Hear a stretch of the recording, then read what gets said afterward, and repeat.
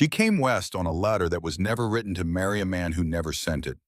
He found her at dawn, bound and bleeding in the back of his own barn, a stranger he had never met left there by someone who wanted them both destroyed. He cut the rope. He carried her inside. And by the time she opened her eyes, three brothers and one woman from Boston were already standing at the edge of a war none of them had chosen. This is how it started. The barn door had not been opened since the night before. Jamie Harlow knew this the way a man knows the land he was raised on, the way he knows the sound of his own boots on hard-packed earth. He had latched that door himself at sundown, checked it twice out of the habit that comes from growing up with two older brothers who counted everything twice. The latch was still in place when he pressed his palm against the weathered wood that September morning, the sky behind him barely turning from black to the color of old iron. He had a bucket of water in one hand and a half-eaten biscuit in the other, and his mind was somewhere out on the north fence line where two posts had been leaning at a bad angle since last week's wind. He was thinking about fence posts and the coming cold, and whether the Patterson boys had any spare wire they could trade for. He was not thinking about anything that would have prepared him for what was on the other side of that door. He pushed it open. The hinges groaned once loud in the morning quiet. Pale light crept in across the straw-covered floor, reached the back corner of the barn, and there it stopped. A woman lay against the far wall. Her wrists were bound behind her back with rope. A strip of cloth had been pulled tight across her mouth.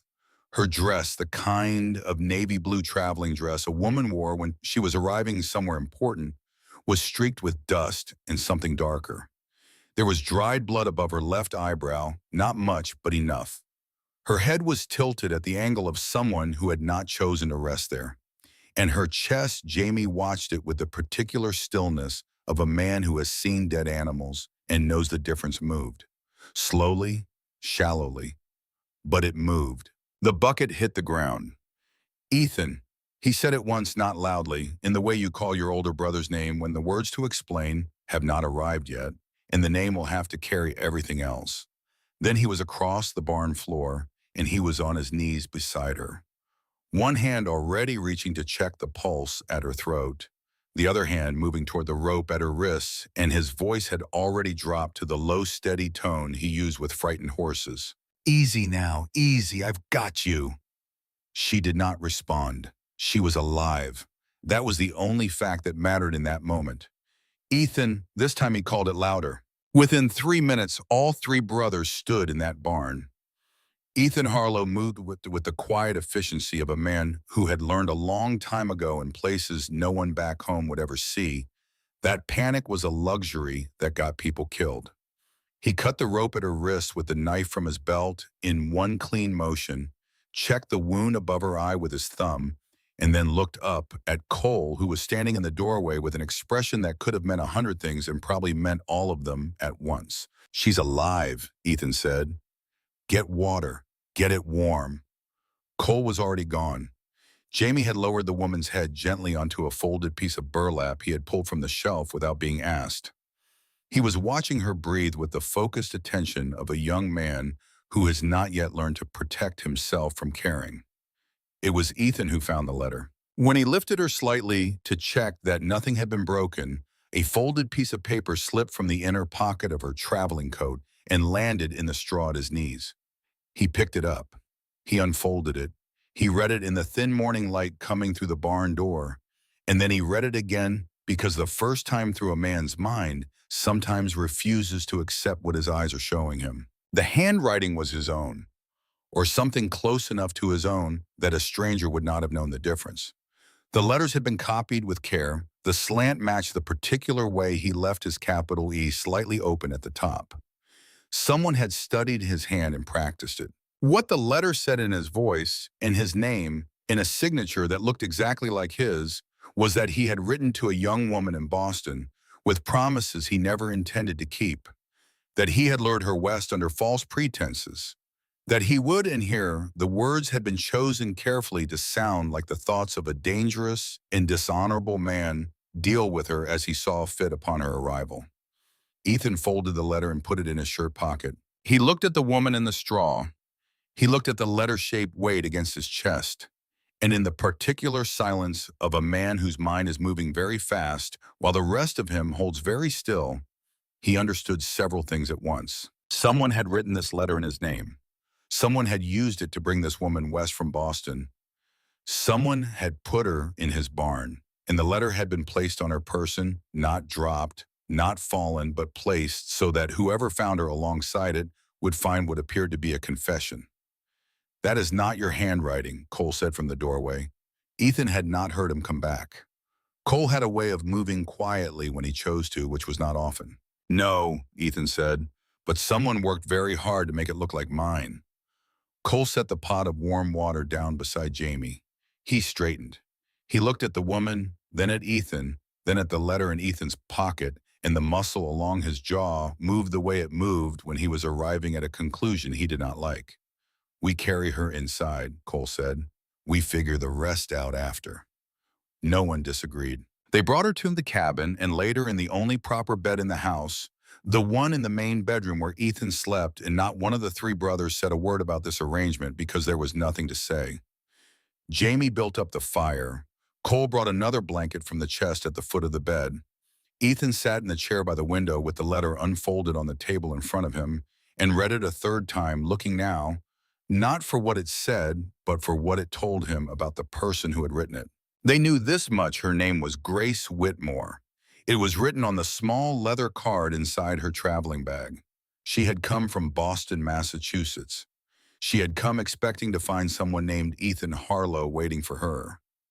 She had not expected the barn. Outside, the sun came fully up over the hills east of the property, and the Wyoming morning went on in its indifferent way, cold and clear and beautiful as mornings in that part of the world often do, regardless of what has happened in the night.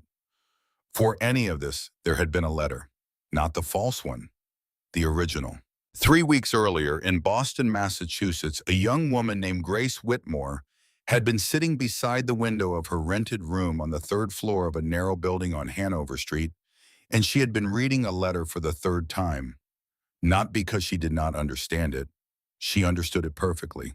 She was reading it again because she was trying to decide something, and she had learned in 22 years of careful living that decisions made in a hurry tended to unravel in the same fashion. The letter was signed by a man named Ethan Harlow. He described himself as the owner of a working ranch in Wyoming Territory, 32 years of age, in need of a practical woman willing to make a life in difficult country. The advertisement she had responded to, placed in the Boston Morning Chronicle under the classified notices, had used spare language that appealed to her more than the flowery appeals she had seen in similar columns. No promises of grand houses or easy days. No descriptions of golden sunsets over boundless prairies written by men who had clearly never seen either. Just land, a roof, honest work, and fair treatment. In one sentence that she had underlined lightly in pencil before she caught herself doing it. "I will never lie to you, and I will never raise my hand against you. That much I can promise before God." Grace Whitmore was not a sentimental woman. She had been raised by a father who loved books, and by the hard reality of watching that father lose slowly and steadily everything those books had helped him build. Thomas Whitmore had been a decent merchant, once a man of measured success and good reputation on the waterfront. That was before the years of borrowing against the next season's expected returns, before the accounts that somehow never quite balanced, before the letters from Philadelphia that he slid under his ledger when she walked into the room. She had never told him she saw. That was also something she had learned young, the value of letting people believe they had kept their secrets. What she knew in the autumn of 1872 was that her father was in trouble, deeper than either of them had named aloud. She knew that men in well-made suits from cities she had never visited had begun appearing in their parlor with papers in their hands.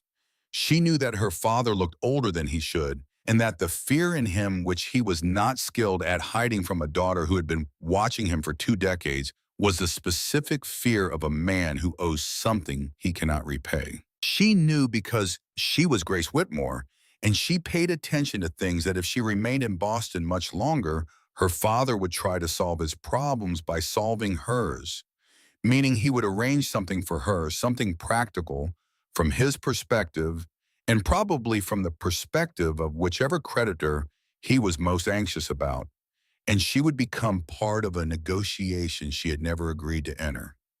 She would not allow that. The letter from Wyoming was her answer before the question was asked. What she noticed reading it a third time by the window light was a small thing, a detail that sat in the back of her mind like a pebble in a boot present and mildly irritating, but not enough to stop walking.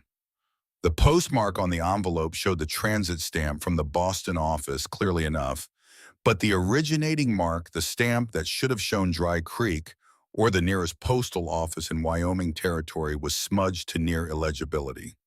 She told herself this was not unusual. The Western postal system was not known for its precision. She folded the letter, she set it on the table, she looked out the window at the gray September sky over Boston Harbor.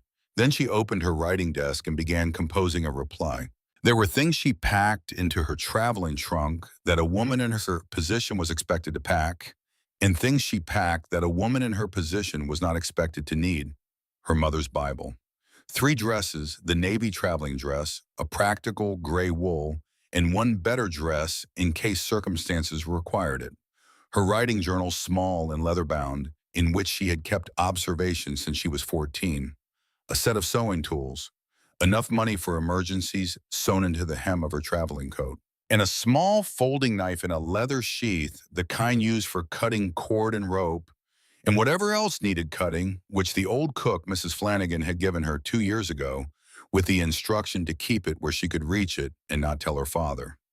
She went to say goodbye to Thomas Whitmore the morning she left. He was standing at the kitchen table pretending to read a newspaper when she came downstairs with her trunk, and he looked up at her with the eyes of a man who has been awake since before the dawn and knows something he is not going to say. He was 54 years old, and he looked 60 in that particular morning, light with the newspaper creased the wrong way in his hands because he had not actually been reading it. He crossed the room and embraced her and held on a moment longer than their usual farewells required. "Be careful, Grace," he said. "Trust what your eyes show you, not what you want to believe." She had heard him say things like this before. He was a man who sometimes spoke in the shapes of things rather than the things themselves. She filed the words away and kissed his cheek and went to the door. She did not see him stand at the kitchen window watching her walk down the street toward the hired carriage. She did not see him reach into his coat pocket and take out a small card with an address in Philadelphia printed on it and look at it for a long time before setting it on the windowsill with the deliberate care of a man making a decision he has already made. What she did not know, could not have known, was that 2 weeks before she boarded a train west from South Station, a man in a large office in Dry Creek, Wyoming territory had made a decision about her. Douglas Crane was 52 years old and had been making decisions about things that did not belong to him for 30 of those years. He had come to Wyoming territory in the early 1860s with modest resources and the kind of intelligence that works best when other people underestimate it, and he had built himself into the wealthiest man in Dry Creek County through a combination of patience, timing, and a thorough understanding of which laws could be bent and which men could be bought. His office occupied the corner of the largest building on Dry Creek's main street. The furniture had been brought from Philadelphia, and the rug under his desk had been brought from somewhere farther away than that. On the wall beside the window hung a detailed survey map of Dry Creek Valley, and Crane had spent considerable time over the past 2 years standing in front of that map with a glass of good bourbon and a feeling that was very close to contentment, but not quite there yet. The reason it was not quite there was a parcel of land in the Eastern Valley marked in his private ledger as the Harlow property. In the autumn of 1870, a geologist named Warren Alcott had arrived in Dry Creek on what Crane had described publicly as a mineral survey commission. Alcott had spent 3 weeks moving across the valley with his instruments and his notebooks, and when he departed, he left Crane with a report that contained no significant findings regarding mineral deposits, but included, almost as an afterthought, a notation about the hydrological conditions beneath the eastern section of the valley floor. Crane had read that section 4 times before he understood what it meant. Beneath the Harlow land, at a depth accessible to any competent drilling operation, ran a natural aquifer system of extraordinary size. The kind of underground water reserve that in the arid west of 1870 was worth considerably more than gold if you had the patience to understand why. Water did not merely sustain life on the frontier. Water determined where the railroads went. Where the railroads went determined which towns grew and which withered, which land became valuable, and which stayed cheap. The Union Pacific's planned expansion through Wyoming Territory was not a secret among men who read certain business correspondence carefully. Crane had been reading that correspondence for 3 years. He knew with the quiet certainty of a man who has paid for information that others have not thought to pay for, that a rail spur through Dry Creek Valley was not a rumor. It was a timetable. He had written to Victor Ashford in Philadelphia 18 months ago with Alcott's findings. Ashford's reply had been 4 sentences long and had included between the lines of careful business language an offer that Crane had no intention of refusing. The problem was Ethan Harlow. Crane had approached him twice with purchase offers, once through an intermediary and once directly, and both times had received the same answer delivered in the same quiet voice. The land had belonged to his father and to his father's father, and it was not for sale, not at any price Crane had named, not at prices Crane had hinted he could name. The Harlow brothers had lived on that land for their entire lives. 2 of them had been born on it, and the eldest one had the quality of steadiness that Crane had learned over 30 years to recognize as the most dangerous thing in a man. Not aggression, not pride. Steadiness, the kind that did not bend under pressure because it had already considered the pressure and decided it did not matter. Crane had tried legal challenges to the land title through the county court. The paperwork was clean. He had tried disruptions to their supply arrangements. They adapted. He had tried through Sheriff Wendell Holloway to make their operation difficult in small ways. The Harlow brothers simply worked harder and spoke less and went on. It was Victor Ashford's letter in July of 1872 that had sharpened the situation considerably. Resolve this before winter, Ashford had written. I have made commitments that require clear title to that water access by the first quarter of 1873. Crane sat with that letter for 3 days before the idea came to him. It was elegant in the way, the truly ruthless plans sometimes are, which is to say it used the opponent's own decency against him. He would place an advertisement in a Boston newspaper using Ethan Harlow's name. He would find a woman, a specific kind of woman, one who was alone enough and hopeful enough to travel west in answer to a mail order. Notice one who would not be immediately missed by powerful people. He would correspond with her as Ethan Harlow. He would arrange for her to travel to Wyoming, and then somewhere between the last stagecoach station and Dry Creek, his men would intercept her. They would place her in the Harlow barn. They would place a letter on her person written in a hand carefully copied from documents Crane had obtained through the county clerk's office over the years, a letter that constituted in plain language a confession of abduction. When she was found dead or near enough, the Harlow brothers would be arrested for a crime they could not disprove. The land would be tied up in legal proceedings, title disputed, and Crane's attorney had already prepared the documentation that would allow the county to move toward forced sale during a criminal proceeding. It was the kind of plan that worked because it required the victims to have something to lose. The Harlow brothers had everything to lose, and they had too much decency to have prepared for the absence of it in others. What Crane had not accounted for was that the woman he selected was Grace Whitmore. The last stage stop before Dry Creek stood 8 miles out of town on the road that cut north through the hills, a rough structure of weathered timber that served as a rest point for drivers and an overnight stop when the light ran out. Grace arrived there on the afternoon of the 15th of September, the only passenger remaining on a coach that had been shedding travelers for 3 days since Cheyenne. She had been traveling for 11 days. She was tired in the way of a person who has been sleeping in motion, never quite resting, always half aware of the next stop and the next connection. But she had also been watching for 11 days the land change around her, and the land had done something to her attention that she had not expected. It had expanded it, There was so much of it so open and so indifferent to her presence that she had found herself seeing individual things more clearly than she ever had in the crowded streets of Boston. The particular lean of a cottonwood, the color of rock in a certain afternoon light, the way a hawk held itself motionless in a thermal. She was thinking about this standing beside her trunk in the dust outside the stage stop when the man approached her. He was not large. He had the kind of forgettable face that certain men cultivate deliberately, the kind that slides out of memory almost as soon as it enters. And he wore ranch clothes that were clean enough to have been recently acquired for an occasion rather than broken in by actual work. He introduced himself as a hand from the Harlow Ranch sent ahead to bring her in early because Mr. Harlow had gotten word of a fast-moving weather system from the northwest. Grace looked at him. The first thing she noticed was his eyes, which never settled on her face for more than a second, before moving to something just to the left of her. She had learned this about people who were lying. They could not hold the point of contact because the contact required a commitment to the false thing they were saying.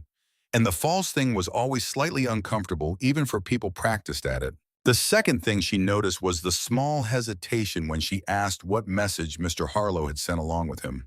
A good hired hand carrying a message from his employer would have had something memorized. This man had a bead of empty time where the answer should have been. She made note of both things. She made a third note of her own situation, standing alone in failing light 8 miles from anywhere she knew with her trunk and her traveling dress, in the day getting toward dark with efficient speed. She climbed up onto the small wagon without assistance. She kept her left hand resting on her traveling bag, where the folded knife sat in its leather sheath. They drove north on the road for 2 miles. The light was going amber and long, stretching their shadows out ahead of them across the hard ground. Grace watched the landscape and cataloged it the way she cataloged everything filing the shape of the hill.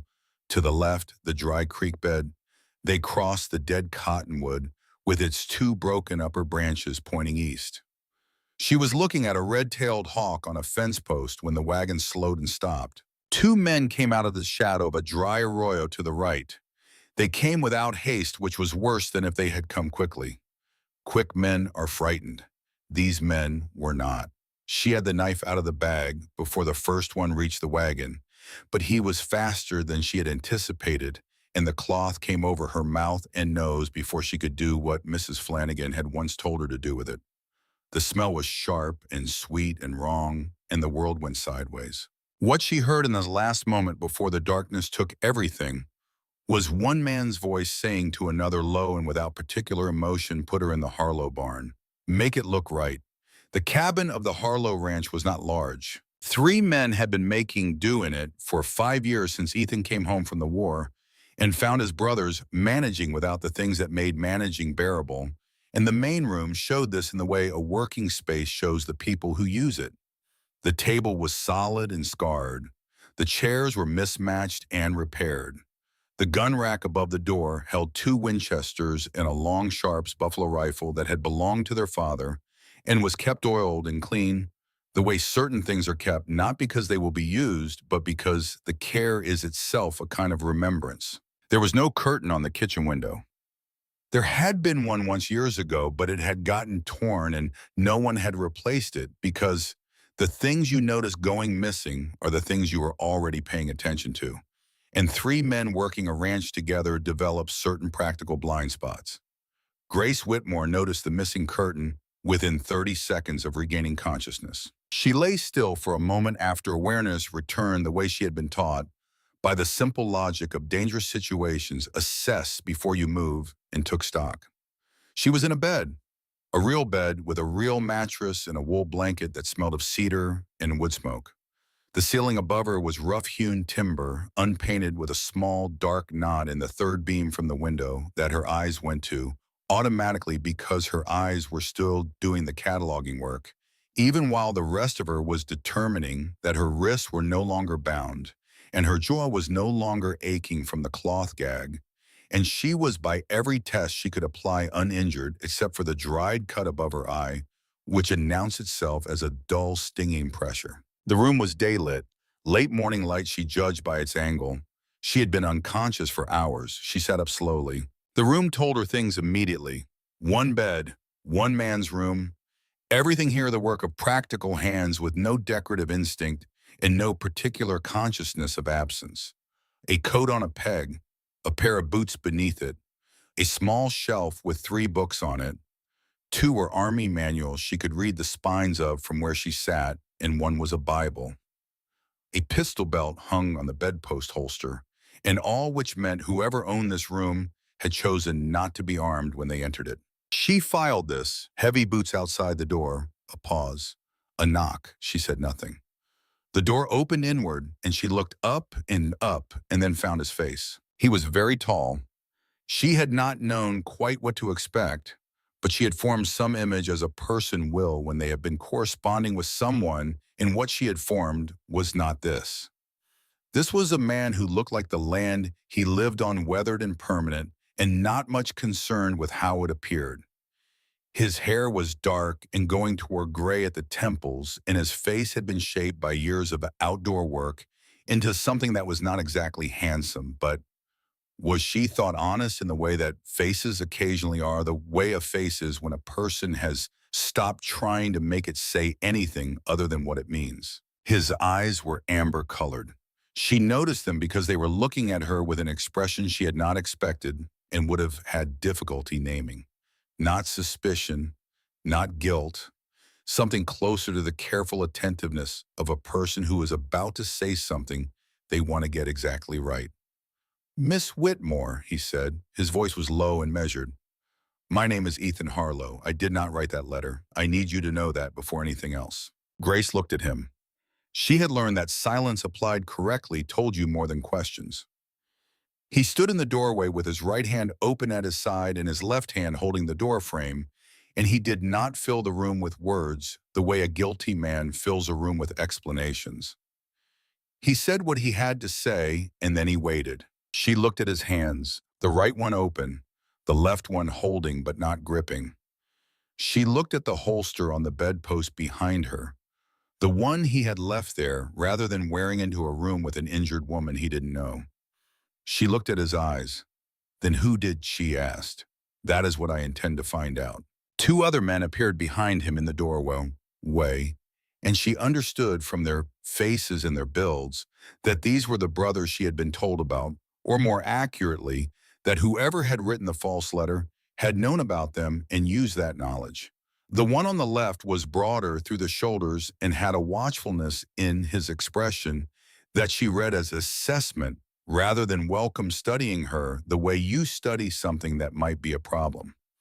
The one on the right was younger and had eyes that she would have described if someone asked her later as open, which was the rarest thing in a person, and usually either genuine or very well practiced. She decided to give herself 48 hours. It was not the decision of a woman who trusted blindly. It was the decision of a woman who had been trained by circumstance to collect evidence before drawing conclusions, and who understood that 48 hours in close proximity to 3 people would show her more truth about them than any amount of prior information. She also understood in the practical part of her mind that never entirely stopped working, even when other parts of her were frightened or exhausted, that she was 8 miles from the nearest town she could name, had no horse, had no direct connection to anyone who could help her, and that the 3 men looking at her from the doorway had thus far given her no reason to add to her problems by making an enemy of them. "Thank you," she said, "for cutting the rope." The one on the right, the younger one, smiled with his whole face in the unguarded way of someone who has not yet learned to portion out his reactions. The one on the left did not change expression, but shifted his weight slightly, which she cataloged as a relaxation. Ethan Harlow said, "There's coffee." She got out of bed. The afternoon brought the sheriff. She had been sitting at the kitchen table for 3 hours by then with coffee and a bowl of beans that she had eaten without pretense because she was genuinely hungry, and she had spent those 3 hours in a kind of accelerated study of the 3 men who came and went from that cabin. She watched how Ethan moved through his own space with a deliberateness that was not slowness, but economy. Each action connected to the next without wasted motion. She watched how Cole, which was the name of the one who had assessed her, interacted with his older brother, the particular shorthand of men who have worked alongside each other for years, communication and gesture and posture more than words. She watched Jamie, the youngest, who had the quality of a person still in the process of becoming himself and finding it interesting rather than alarming. She wrote 3 pages in her journal. Beneath the name Crane, which she had written at the top of the 3rd page in capital letters because it was the name she had heard in the darkness before the drug took her, she wrote a single word, why. That was when the sound of horses came from the road. Cole heard it first. He was at the window before any of them had moved, and what he saw there made the muscle along his jaw go tight in the way Grace had already learned it went tight when something required him to keep himself controlled. She came to stand beside him. 4 riders on the road coming in at a steady pace. The man in front wore a badge.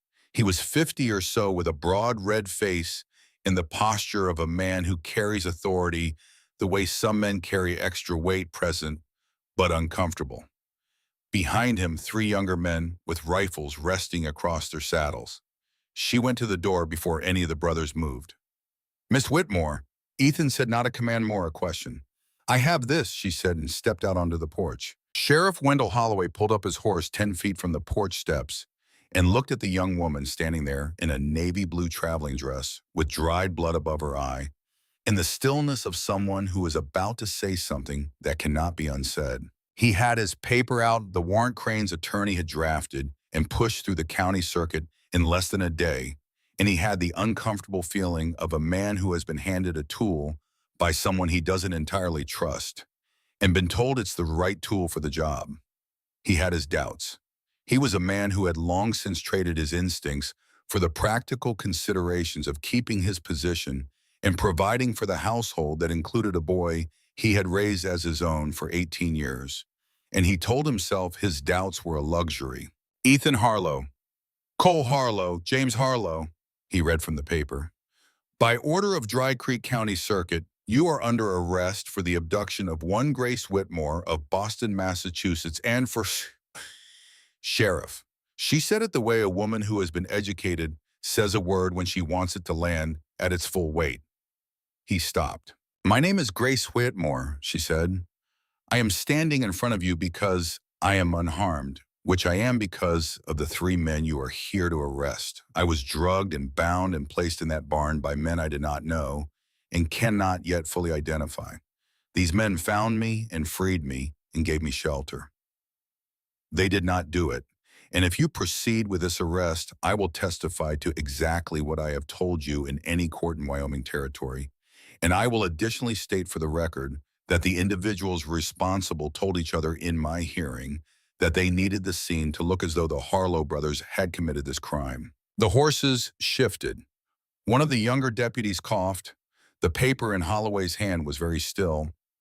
Grace stood on that porch with her back straight and her hands clasped in front of her, and her eyes steady on Wendell Holloway's face, and she waited. Behind her inside the doorway, Cole Harlow stood with his arms crossed and his jaw locked and every muscle in his body performing the labor of holding itself perfectly still.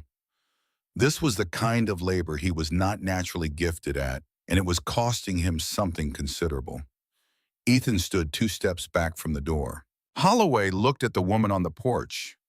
He looked at the warrant in his hand. He looked at the Harlow brothers visible behind her in the cabin doorway. He looked back at the warrant. He rolled it up slowly. "We'll look into this further," he said. "You do that," Grace said. The 4 riders turned and went back down the road toward town, and the sound of their horses faded into the ordinary sounds of the valley. Wind in the dry grass, a meadowlark somewhere to the north. The creak of the porch boards as Grace let out a breath that she had been holding for longer than she realized. Behind her, Jamie said something very quietly that she could not hear. Cole said nothing, but she heard him move the sound of a man sitting down heavily in a chair. The release of tension held too long. Ethan stepped out onto the porch and stood beside her, and they looked together at the road where the sheriff's party had gone. "Thank you," he said.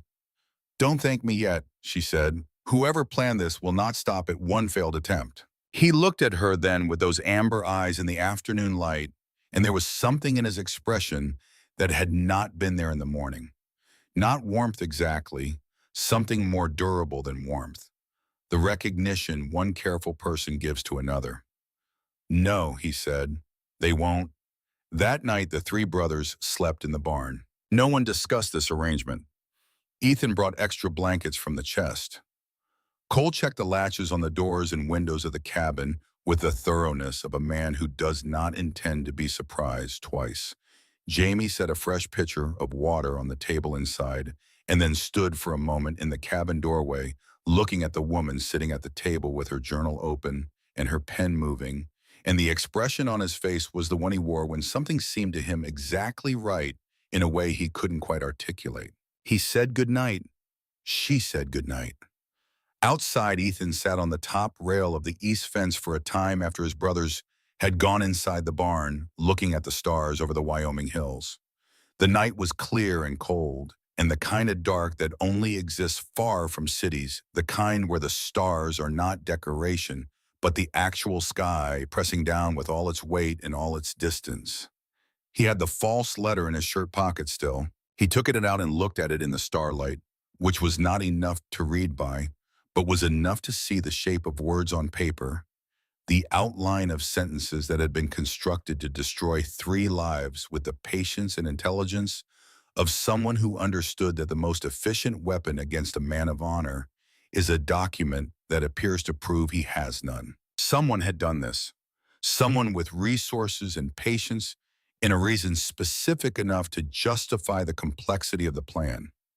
Someone who wanted this land or wanted the Harlow brothers gone from it with enough urgency to involve a woman from Boston who had done nothing wrong and known nothing about any of it. He thought about the woman at the table inside, the way she had stood on that porch, the quality of her stillness, not the stillness of fear, but the stillness of a person who has decided what they are going to do and is doing it, the steady voice, the eyes that watched everything and gave away only what she chose to give away. He thought about the name she had written in her journal. He had seen it over her shoulder when he passed to put more wood on the fire. Crane in capital letters at the top of the page. She had heard it. In the dark half-conscious, she had heard someone say it, and she had filed it away and written it down the first chance she got. He folded the false letter and put it back. Inside the cabin, Grace Whitmore closed her journal and sat for a moment in the firelight with her hands in her lap. She was thinking about her father in Boston, standing at the kitchen window with the newspaper folded, wrong looking out at the street. She was thinking about the way he had said, "Be careful with that particular note in his voice," the note of a man who is saying something true, but not saying everything true that he knows. She picked up her pen and wrote one more line before she slept. "Father knew something. He let me go anyway." There is a reason for both of those things, and I do not yet know what it is. She closed the journal. Outside, the Wyoming night settled over the valley like a hell breath, cold and clear and waiting. And somewhere in Dry Creek, in a corner office with Philadelphia furniture and a map on the wall with one parcel of land stubbornly unmarked, Douglas Crane sat with a lamp burning late and read a message from a man named Victor Ashford that had arrived that afternoon by telegraph from Cheyenne. The message was 4 words: "Coming west. Fix this." The first morning, Grace Whitmore woke in the Harlow cabin. As something other than a patient, she woke before anyone else. This was not unusual for her. She had been an early riser since childhood, since the years when the quiet hours before her father descended the stairs were the hours that belonged entirely to her, and she had learned to use them. She dressed in the gray wool dress she had packed for practical days, laced her boots without sitting on the bed, and went to the window. The valley was still dark at the edges, the hills to the east only beginning to separate themselves from the sky in the thin pre-dawn light. There was frost on the grass near the fence line. The cattle in the near pasture were shapes in the mist, large and slow and unconcerned with the cold. Somewhere beyond the barn, a horse knocked against its stall. She stood at that window for a long time and looked at the land she had come west to inhabit, and she let herself see it plain without expectation and without the softening that comes from wanting something to be what you hope for. It was harder than anything she had grown up around. Harder in the literal sense, the ground drier and stonier, than the soft earth of Massachusetts, the distances between things larger, the sky more present pressing down with a weight that was also somehow a kind of freedom. The fences needed work. The kitchen garden at the back of the cabin had been left to its own management for too long. The rows gone ragged, the soil compacted and thin. The cabin itself was sound but spare, in the way that a structure is spare when the people inside it have been attending to survival rather than comfort. She put on her coat and went outside. The cold hit her with the authority of mountain air, clean and direct, without the harbor smell she had grown up breathing. She stood on the porch for a moment, getting accustomed to it, and then she walked around to the kitchen garden and crouched in the dirt and looked at what was there. Tomatoes past their best sagging on their stakes. Beets, which were forgiving. Some kind of squash that had done well despite the neglect. She pressed her fingers into the soil between the rows. It was better than it looked. There was something in its structure depth. Someone, the brother's mother, she imagined, had built this soil properly once, and it still remembered. She was calculating what it would take to restore the beds for the spring planting when she heard boots on the porch. Jamie came around the corner of the cabin, with his hair still bearing the engineering of a man who had slept without caring which way his head fell. He stopped when he saw her. "You're up," he said. "So are you." He looked at the garden and then back at her. "I keep meaning to do something about that." "What stops you?" "Not knowing enough about gardens," he said. "And Cole says it's not the priority in autumn." "Cole is right about the autumn part," she said. "But the soil needs turning before the ground freezes, or you'll lose what structure is left." Jamie looked at the garden with the expression of a man receiving information he was not sure what to do with. Then he looked at her with something approaching relief. "Do you want to show me what you mean?" She stood up and brushed the dirt from her hands.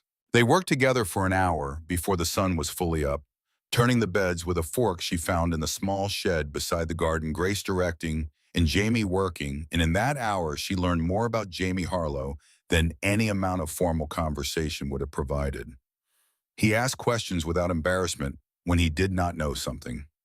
He listened to the answers with the same full attention he gave to everything, as if the information actually mattered, rather than simply requiring acknowledgement. He had a quiet humor that announced itself sideways in observations that arrived slightly after the moment they referenced, so that she was often still considering one remark when the next one came. He told her about the dappled, gray horse he had been working with for 3 weeks. Since it had come up lame, the tenderness it still showed at the left foreleg, the way it had begun to trust him by small degrees. He described this with more detail than he probably intended and more feeling than he was aware of showing. "He doesn't trust people easy," Jamie said about the horse. "Most things worth trusting don't," she said. He looked at her sideways. "I suppose that's true." By the time Ethan and Cole appeared from the barn, there was coffee on the stove, and the kitchen garden had been turned, and the morning had a quality she had not anticipated. Something that felt almost ordinary, which was strange and not unwelcome. Cole Harlow ate breakfast without offering conversation, which she had already identified as his neutral state rather than a judgment about her. He was a man who spent his words deliberately, and the fact that he directed several of them at Ethan regarding the fence repairs he had assessed from the barn door told her more than silence would have. He was not being unwelcoming. He was simply being Cole, which meant he was watching everything and saying less than he saw. Ethan ate with the focused efficiency of a man who eats because the body requires it, and breakfast is not a social event. He drank his coffee black and standing looking out the window at the same valley she had looked at before dawn. She caught him doing this twice. Both times he turned back to the room with the same measured expression, as if whatever he was thinking about the view was information he was storing rather than sharing. What she noticed in the accumulated evidence of that first full day was this. These 3 men had built their life here together with the self-sufficiency of people who have had no alternative. And in doing so, they had also built a set of habits and assumptions and ways of being that had no space in them for another person. Not because they had deliberately excluded that space, simply because no one had ever stood in it before. She was standing in it now. She intended to make herself useful, not because she needed to justify her presence, but because usefulness was how she had always moved through the world, and because a working ranch in September had no patience for ornament. By the end of that first full day, she had reorganized the pantry, identified which supplies were running low before winter, mended a shirt that had been left on the mending pile long enough to gather dust on both sleeves, and had a second longer conversation with Cole Harlow about the kitchen garden, which he concluded by saying with the flatness that served him as a compliment that the spring beds would be better for the work. That evening she made biscuits from flour and lard, in the memory of Mrs. Flanagan's hands shaping dough in the kitchen off Hanover Street, and served them with the leftover beans from lunch, and the three brothers ate them without comment. But Jamie ate 4 and Cole ate 3, and Ethan, who she was beginning to understand, looked at his empty plate with the expression of a man who has registered something good. She wrote in her journal that night, "They are not what I expected. They are something I do not yet have a word for. But I think I am going to need one." Martha Jenkins ran the general store on the east side of Dry Creek's Main Street, a position she had held for 11 years since her husband Abraham had died of a chest ailment in the winter of 1861, and left her with the store mortgage and the clarity of vision that comes to certain women when they are forced to manage entirely on their own and discover they are better at it than anyone, including themselves, had previously suspected. She was 55 years old and knew the business of every family in Dry Creek County in the way that only a person who sells everyone their flour and their lamp oil and their boot nails ever truly knows a community from the inside out. She had an opinion about most things she knew and kept the majority of those opinions to herself, which made the ones she chose to share carry considerable weight. Grace met her on the 4th day when she rode into town with Jamie on a supply run. Martha Jenkins looked at her across the counter with the frank assessment of a woman who has been around long enough to sort people quickly, and then she said, "You're the girl from Boston." "Yes," Grace said. "Somebody put you in that barn." "Yes." Martha Jenkins set down the account book she had been writing in. "What are you going to do about it?" Grace looked at her. "Find out who sent me here and why." Martha Jenkins nodded, once the nod of a person who has received an acceptable answer. "Then you'll need coffee and information." "I have both." The information took 3 visits over the course of a week, each one layering detail onto the previous.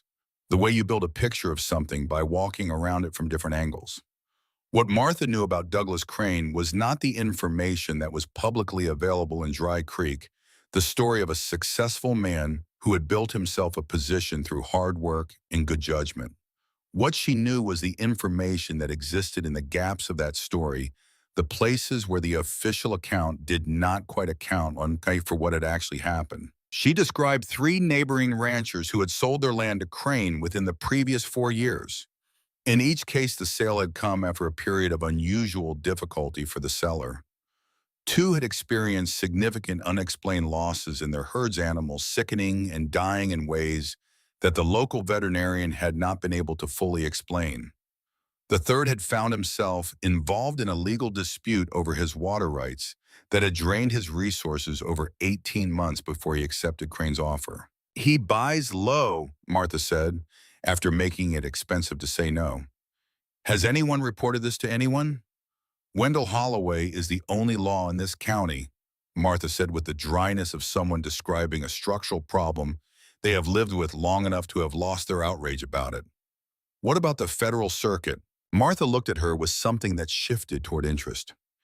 "You'd need evidence that met a federal standard, not just the word of people who can't prove what they believe."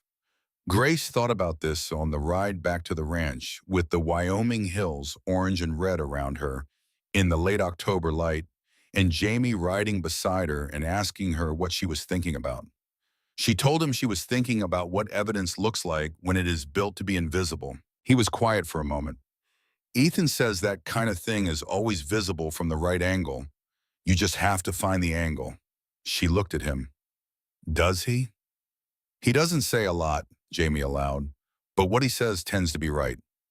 The floor of the old barn had been laid with rough-cut planks over packed earth, and in the northwest corner, Where the straw had piled thickest from years of bedding changes, 3 of those planks had settled unevenly with age. Jamie found it on a Tuesday in the second week of October. He had been working on the barn floor for 3 days, replacing rotted boards and releveling what had shifted, and the northwest corner had been the last section because it required moving a decade of accumulated straw and the chest that someone had shoved against the wall at some point in the past, and no one had moved since. When he pulled up the loose board in the corner, he found packed earth beneath it that was different from the earth around it, not in composition, but in character.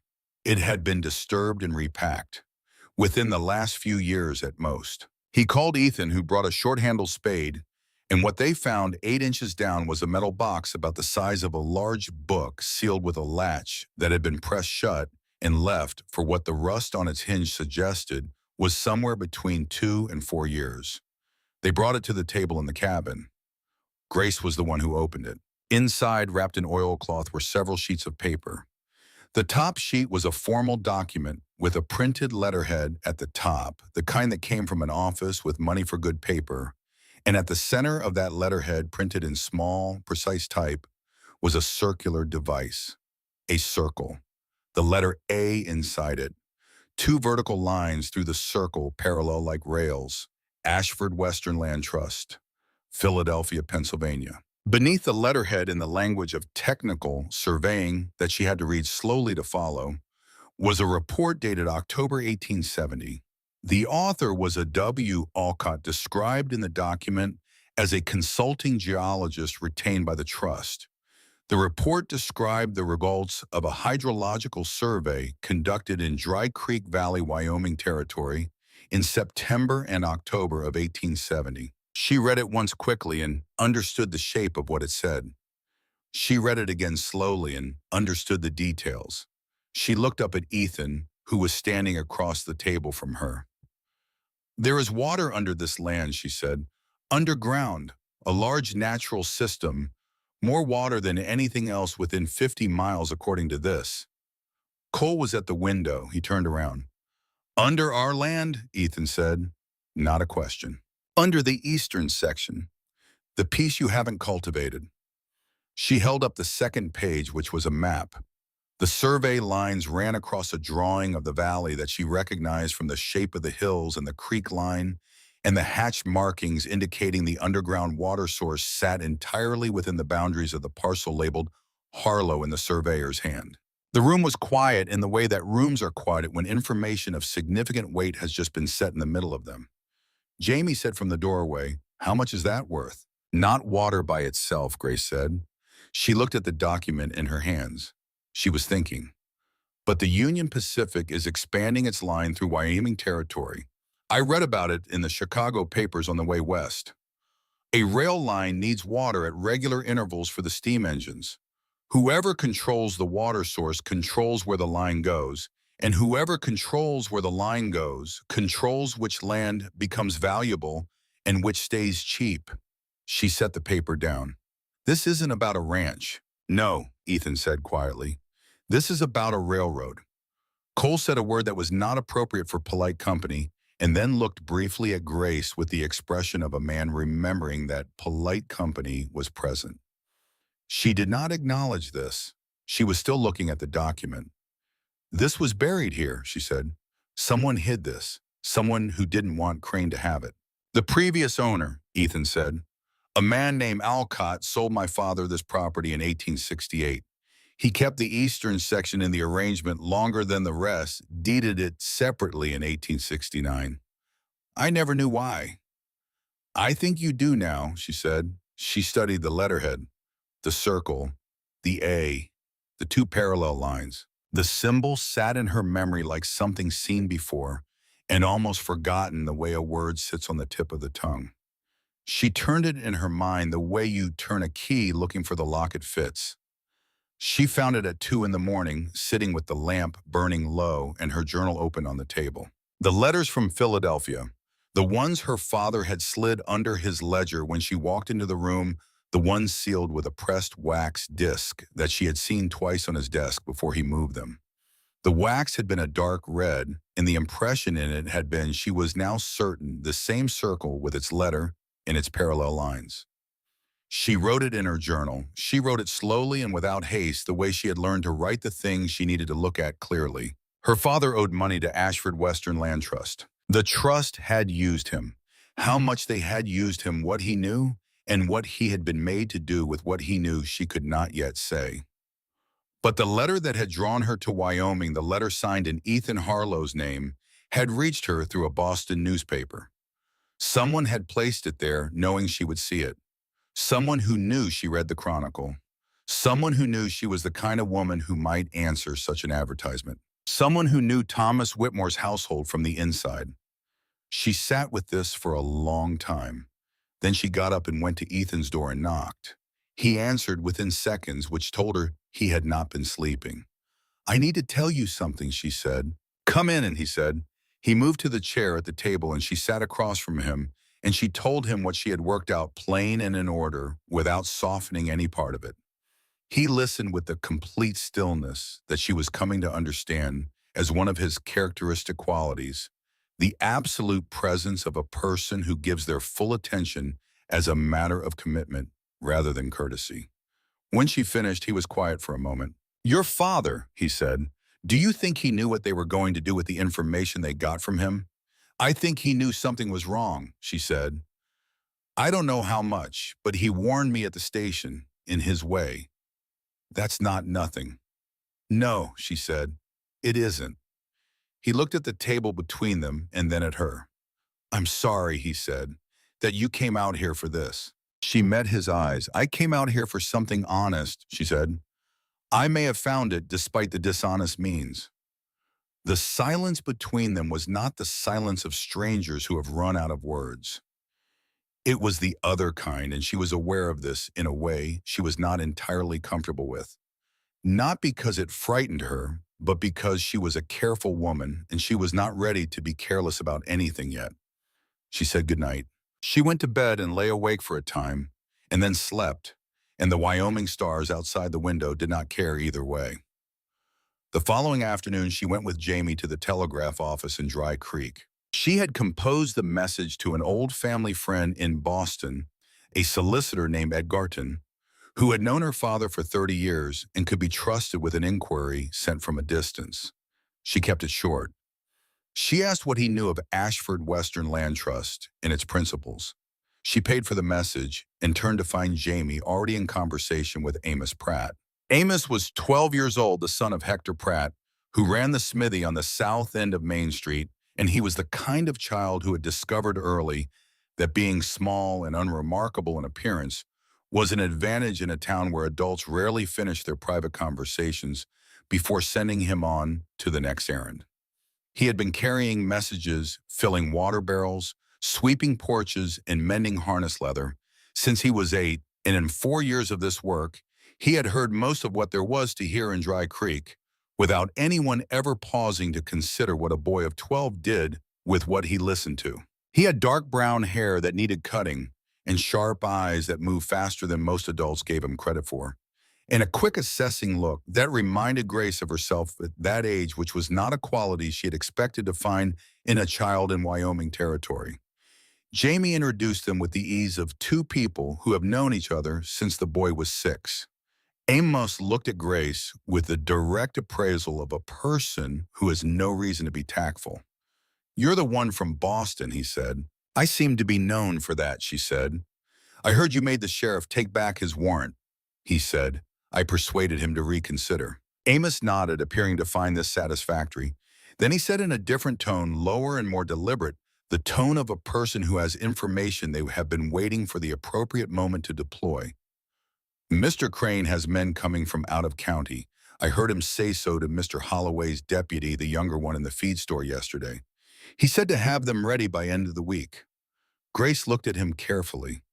"You heard this," she said. "I was sweeping the back of the feed store," Amos said, with the mild dignity of a person whose methodology does not require defense. She looked at Jamie. Jamie looked at her.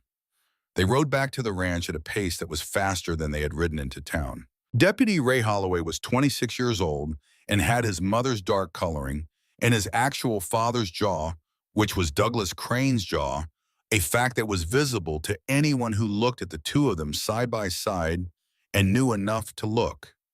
Most people in Dry Creek did not look.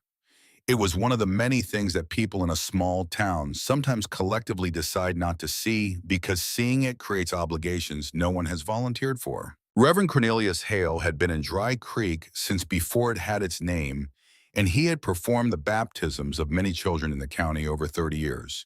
And he knew which ones he had performed and which ones he had not.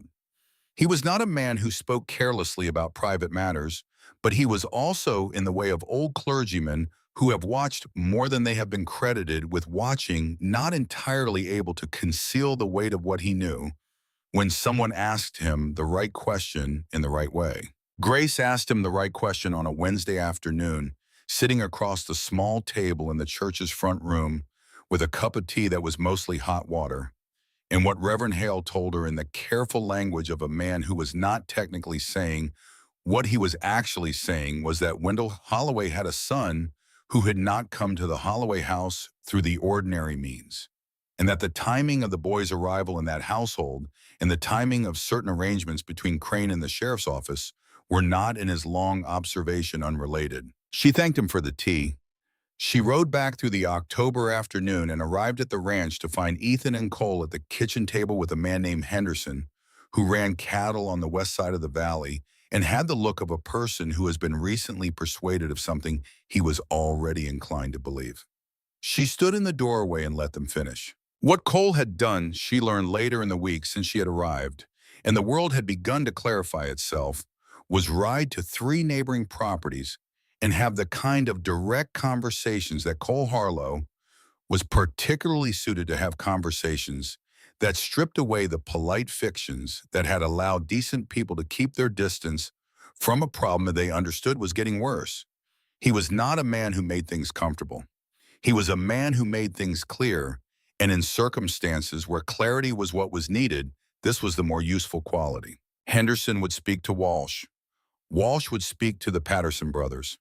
There were 7 families in the valley who had watched Crane's operation expand with a combination of resentment and helplessness that comes from having no evidence sufficient for action and no mechanism for action, even if you had the evidence. Cole had offered them both. That evening, after Henderson had gone, Grace sat at the table with all 3 brothers and laid out what she knew about Ray Holloway. Cole was quiet for a moment when she finished. Then the muscle in his jaw moved and he said, "That is how he always knows." "Yes," she said. "Every complaint we ever sent to the county circuit," Cole said. "Every time we went to Holloway. Every time. Yes." Ethan said nothing. He was looking at the map that Grace had brought from the barn box and spread on the table between them, the geological survey with its hatched markings and its truss letterhead. He traced the boundary line of their eastern section with one finger, not touching the paper itself, but moving a 1/4 inch above it, as if feeling the edges of something that had been there all along without anyone knowing what to call it. The fire needed more wood, and Grace got up to add it without asking if it needed adding, because it did. And because she was living here now in the way that you live in a place when you have decided it is yours, not by conquest, but by the decision to tend it. She thought she heard, but was not certain, one of the brothers say something very quietly to the others. The words might have been, "We'll keep her safe," or they might have been something else entirely. She chose not to turn around. She added the wood. She stood at the fire for a moment, feeling its heat. That night came cold and clear and full of stars, and at 3 in the morning, something woke Cole Harlow from a sleep he had been holding at a shallow angle for hours without entirely knowing why. He was at the window before the sound fully formed in his awareness, and by the time his eyes had adjusted to the dark outside, he already knew what the shadow movement at the far edge of the yard was, and what direction it was coming from, and how many there were. 4 of them, coming from the south tree line on foot, each one carrying something low at his side that caught the faint moonlight in the specific way that a glass bottle with oil-soaked cloth in its neck catches light. Cole was out the barn door and on the roof before any of the others were fully awake. He heard Ethan coming out of the cabin door below him, and he said quietly but carrying 4 South Tree Line torches. What happened in the next 10 minutes was the kind of thing that is over before anyone has fully formed a memory of it, because the body handles it before the mind has time to organize what is happening into a narrative. Cole from the rooftop reading the yard the way he had read it for 20 years and knew every angle of. Ethan moving across the open space with the economy of a soldier who has learned to use darkness as cover rather than obstacle. The first torch hit the hay pile near the south fence and caught with a sound like a dry intake of breath. And then Ethan was there with a blanket, and Jamie was there with the water barrel he had somehow already located in the dark. And Cole's rifle said once from the rooftop, once more not aiming to kill but to stop. And the 4 men on foot scattered back toward the tree line with the urgency of people who had expected less resistance than they found. One of them dropped something as he ran. Grace picked it up in the confusion and put it in her coat pocket without looking at it because the fire still needed dealing with. And there were more important things than whatever it was she had stepped on in the dark. The fire was out within 20 minutes. The hay pile had lost perhaps a third of what was in it. No one was seriously hurt.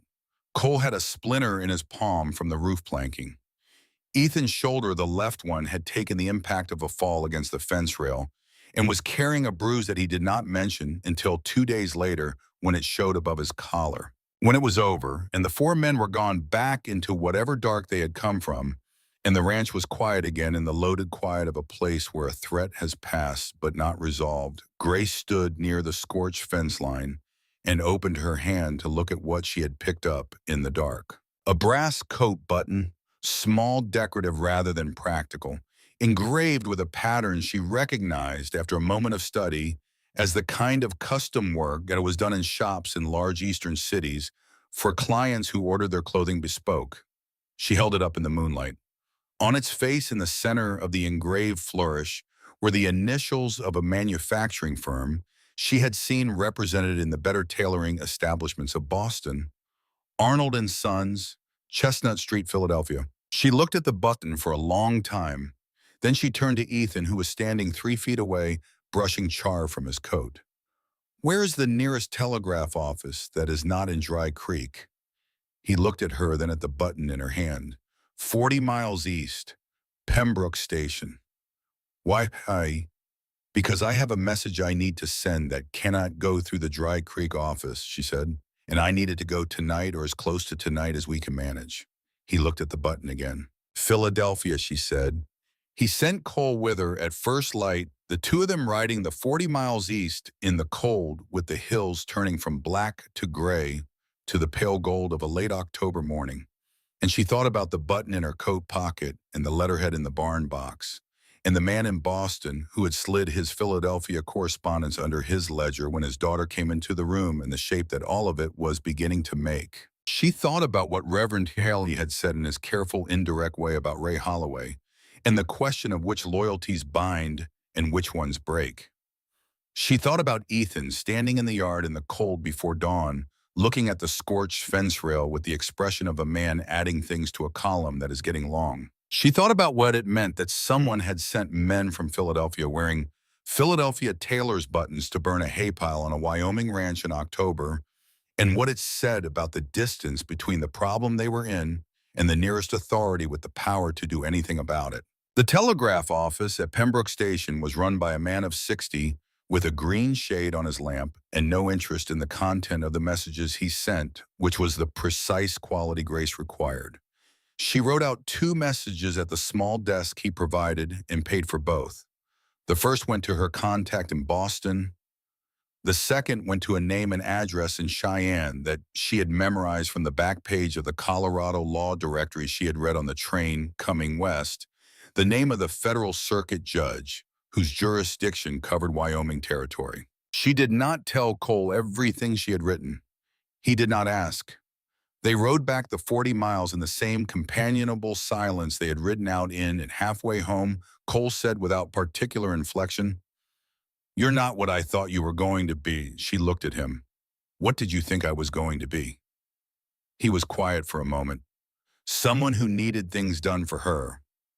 And now, He looked at the road ahead.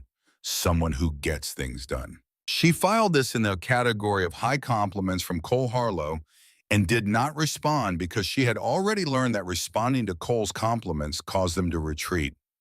The reply from the solicitor Egerton came 6 days later, relayed through Pembroke Station and carried to the ranch by Amos Pratt, who had taken on the role of courier between the ranch and the town's more trustworthy residents with the businesslike efficiency of a boy who has found his appropriate calling. Egerton's message was careful and British in its indirection, and told her reading between its lines that Ashford Western Land Trust was known in certain legal circles in Boston and Philadelphia as an organization that specialized in acquiring Western land assets in advance of rail development, that Victor Ashford was its principal, and that there were questions in several quarters about the methods by which some of those acquisitions had been facilitated. Nothing criminal on the record. Considerable that was suggestive of it. She showed it to Ethan. He read it twice. He set it on the table. He looked out the window at the eastern section of the ranch, visible from the kitchen, the unworked ground that sat above the water that had changed everything without anyone knowing it was there. Victor Ashford is coming here, she said. The telegraph crane received. Fix this. That's Ashford. Yes. When he arrives, this stops being a local problem. She leaned her hands on the table. A federal judge's jurisdiction, a fraudulent contract with the railroad, documented evidence of a planned abduction. These are federal matters. What Crane has been doing in this county is serious, but it is small against what Ashford has done. The trust has committed securities fraud against Union Pacific, a federal railway. That is not something a county attorney can make disappear. Ethan was still looking out the window. She could not see his face clearly from where she stood, only the line of his shoulders and the way he held his left arm when the old wound was bothering him slightly out from his body, giving it space. The problem, she said, is that Ashford's arrival means the timeline compresses. Crane will want this resolved before Ashford sees how badly it has failed. Which means more men, Ethan said. Sooner. Yes. He turned from the window.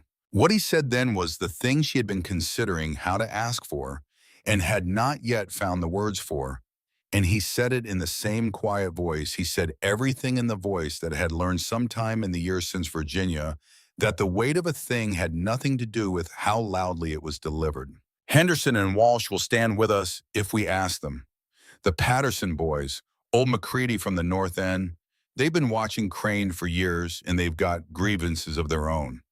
He paused. But what we need isn't just men with rifles. What we need is someone who can stand in front of this town and say what needs saying in a way that can't be denied. She met his eyes. I can do that, she said. He looked at her for a moment that had more in it than either of them was prepared to say aloud. Then he nodded. I know, he said. That is why I'm asking. He went outside after that, and she stood at the table with the Egerton letter and the geological survey and the brass button from Philadelphia laid out in a row in front of her. And she thought about her father in Boston and about the distance between them and about the things that move across distance without diminishing. Then she picked up her pen and began writing the letter to the Federal Circuit in Cheyenne. It was 4 days before the response came that told her the circuit court had received her documentation and that a federal inquiry had been opened into Ashford Western Land Trust activities in Wyoming Territory. 4 days during which the ranch worked, as it always worked, with the rhythm of a place that operates according to the seasons and the light, regardless of what is happening at its edges. Cole rode out to speak with Henderson and Walsh and came back with the news that both families would be present when needed. Ethan repaired the north fence post that Jamie had been thinking about the week he found Grace in the barn, which felt now like a lifetime ago, though it had been less than a month. Jamie continued his patient work with the gray horse, who had begun to put weight on the injured leg, without favoring it, and reported this progress to Grace one morning with the satisfaction of a man whose faith in a slow process has been vindicated. She had started teaching him to read better in the evenings. Not that he was unable, but he was slower than he wanted to be, and there were books on the shelf in Ethan's room that he had been meaning to get to for 2 years. She brought them to the table after supper, and they worked through them together, And Cole watched this from across the room with the expression of a man who has decided to find something ordinary that is clearly not entirely ordinary to him. On the fifth night, Amos Pratt arrived at the ranch on a borrowed horse at a speed that told her the news was urgent before she heard what it was. He pulled up in the yard and Ethan was already at the door. Amos caught his breath. He was 12 years old and he had ridden 3 miles in the dark, and he was not going to let that show more than necessary. Crane has 30 men, he said. Maybe more. They've been gathering since yesterday, and there's a coach come in from the east this afternoon. The kind with a painted door came straight to Crane's office. He paused. 2 men with it, not local. Grace was in the doorway behind Ethan. She knew without needing to ask about the coach what it meant. Ashford had arrived. Cole was already pulling on his coat.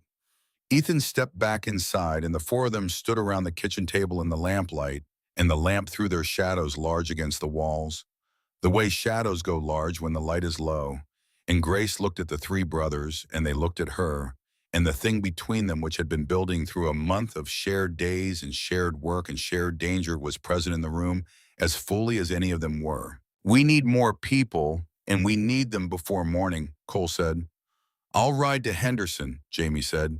He was already moving. Walsh and Patterson, Cole said. I'll go.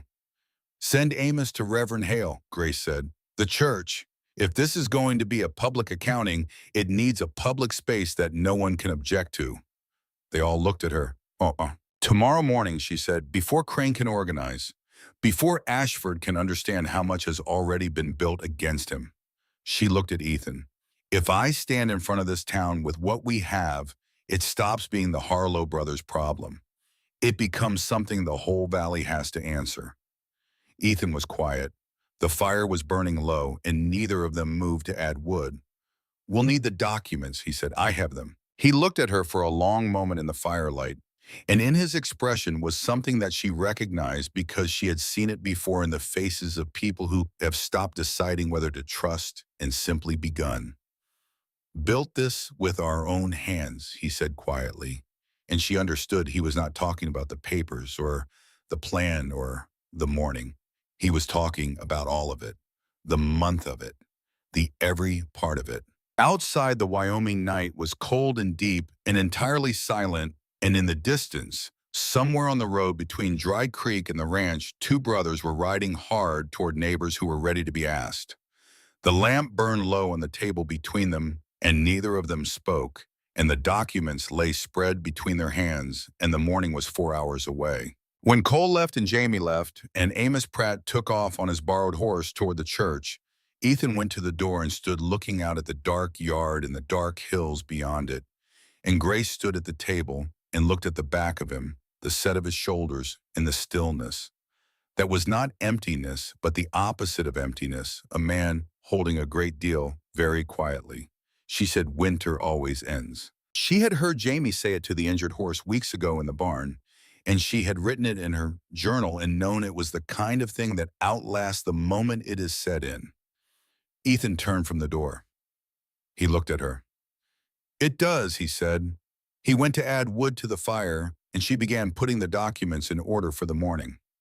The night settled in around the cabin, cold and full of stars, and tomorrow was already coming. The coach arrived in Dry Creek on a Thursday morning, and it was not the kind of coach that passed through towns like Dry Creek without people noticing. It was black lacquered to a shine that had no business surviving the roads between Cheyenne and the valley, with a device painted on its door panel in dark gold that Amos Pratt described to Grace that afternoon, with the precision of a boy who understood that details were the currency of his particular usefulness.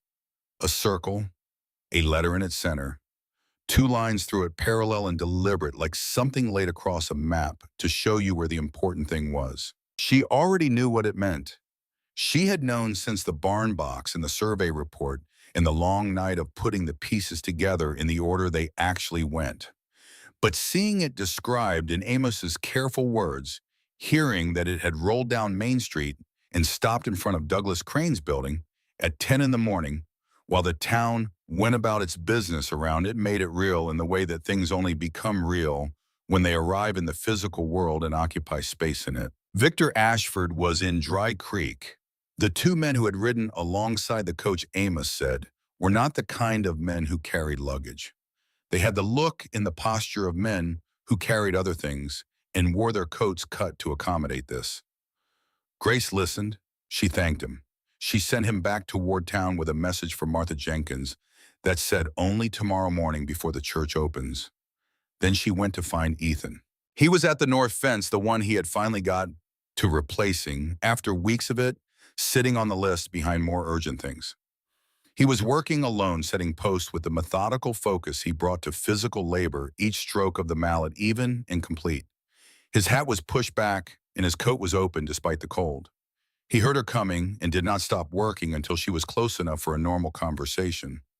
She told him what Amos had reported. He set the mallet down against the new post. He stood for a moment looking out across the pasture where the cattle were moving slowly through the frost-brown grass. "How long do we have before he understands how much has changed?" he said. It was not quite a question. "Hours," she said. "Crane will brief him tonight. By tomorrow morning he will know about the federal inquiry, or he will have guessed it. Either way, his calculation changes." "Then tomorrow morning cannot wait," Ethan said. "No," she said, "it cannot." He picked up the mallet. He set one more post, drove it to depth with 4 clean strokes, and then he picked up his coat from the fence rail where he had laid it and walked back toward the cabin with her. And between the fence line and the porch, neither of them spoke because there was nothing that needed to be said to fill the space. The letter came that evening. It arrived through Pembroke Station, relayed by a circuit of hands that Thomas Whitmore had put in place with the patient desperation of a man trying to get a message to his daughter past the people who were watching his correspondence. The final carrier was a freight driver who occasionally stopped at the Harlow Ranch for water and who had been given $3 and the address by someone he had met in Cheyenne 2 days prior. He handed it to Grace at the cabin door and was back on his wagon before she had finished reading the address written on the outside in her father's careful hand. She sat at the table to open it. Inside were 3 pages. The first 2 were in her father's writing, and she read them the way she read things she needed to understand, completely slowly and without skipping anything, even the parts that were difficult. Thomas Whitmore wrote plainly. He had stopped performing optimism somewhere in the previous months, and what was left was the plain substance of a man who has nothing left to protect except the truth. He told her what he had done. He told her the shape of the debt and how it had grown and how Ashford had found it and what he had offered in exchange for the information Ashford needed. He told her that he had not understood at the time what his information would be used for. He told her that he had understood by the time it was too late to stop it, and that this was the thing he would carry longest. He told her that when Ethan Harlow's name entered the arrangement, when Ashford's man had used Thomas Whitmore's knowledge of his daughter's habits and her newspaper and her situation to construct the false advertisement, he had understood that the debt had become something he could not repay by ordinary means. He had started looking for another way. The 3rd page was not in his handwriting.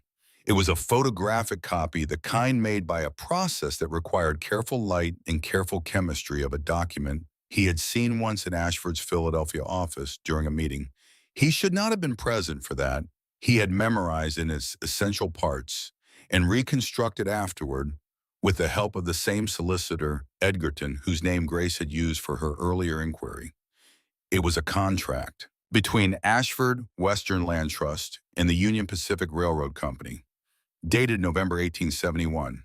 Its subject was a series of water rights in Dry Creek Valley, Wyoming Territory, described in the same hydrological language as the survey report from the barn box covering the same underground system beneath the same parcel of eastern land. The trust was warranting clear title to these water rights as collateral for a significant investment arrangement with the railroad. The trust was representing that it held legal ownership of the relevant land. In November 1871, the land in question had belonged to the Harlow family, as it did now, as it had for 20 years before that. Ashford had sold what was not his to sell, not to a county buyer, not in a small arrangement that a local court might manage. He had sold it, falsely represented it to the Union Pacific Railroad Company in a contractual arrangement that carried the full weight of federal commercial law. Grace read the third page 3 times. Then she looked up from the table. Ethan was standing in the doorway between the main room and the kitchen, watching her face. He had learned in the weeks since she had come to this place to read her the way you read difficult country, by the small signs rather than the obvious ones. "What is it?" he said. She smoothed the third page on the table between them. "He defrauded the railroad," she said. "Ashford, not just the land arrangement here. He filed a contractual warranty with Union Pacific that claimed legal title to your water rights. He pledged them as collateral for a financial arrangement worth considerably more than this ranch or this valley or anything in it." She looked at him. "This is not a county matter. This is not even a territorial matter.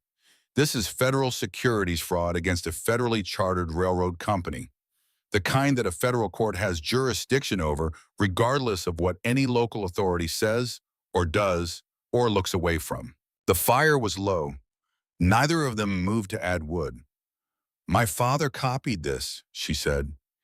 "He got it to me." "Your father," Ethan said quietly. "He knew what he was part of," she said. "He tried to undo it the only way he had left." She thought about him standing at the kitchen window with the newspaper folded wrong. She thought about, "Be careful, Grace. Trust what your eyes show you." She thought about the courage of doing the right thing when you have already done the wrong one, and there is no way to do it that does not cost you something. "He's going to be all right," she said, and it was as much a decision as an assessment. Ethan looked at the document. He looked at her. He said, "That is the angle." She nodded. "That is the angle." Reverend Cornelius Hale opened the church at dawn the following morning without any particular expression on his weathered face, which was the expression of a man who had been in this valley long enough to have developed an equanimity about most things that were not contrary to his principal commitments. Allowing the open ground in front of the church to be used for a public accounting was not contrary to any of his principal commitments. If anything, it was aligned with several of them. He stood at the church door and watched the valley come to life around him. The cold morning light coming blue and then gold over the eastern hills, and the first of the families arriving from the north and west roads, Henderson with his wife and his 2 grown sons. Walsh on a black horse with the Patterson brothers flanking him, old McCready from the north end of the valley, who rarely came to town for anything, but had come for this because Cole Harlow had ridden to his property 2 days ago and said what needed saying in the way Cole said things, which left little room for comfortable inaction. Martha Jenkins arrived early before the ranching families and set herself up near the church steps with the air of a woman who has been waiting for this particular morning for several years and intends to be present for all of it. Amos Pratt was there before anyone, having come from town in the dark before most people were awake, and he stood near the fence post at the edge of the church ground with his sharp eyes going between the road from town and the road from the ranch with the professional attentiveness of a person monitoring 2 conversations at once. Crane's men began arriving from the town inn at 7:15.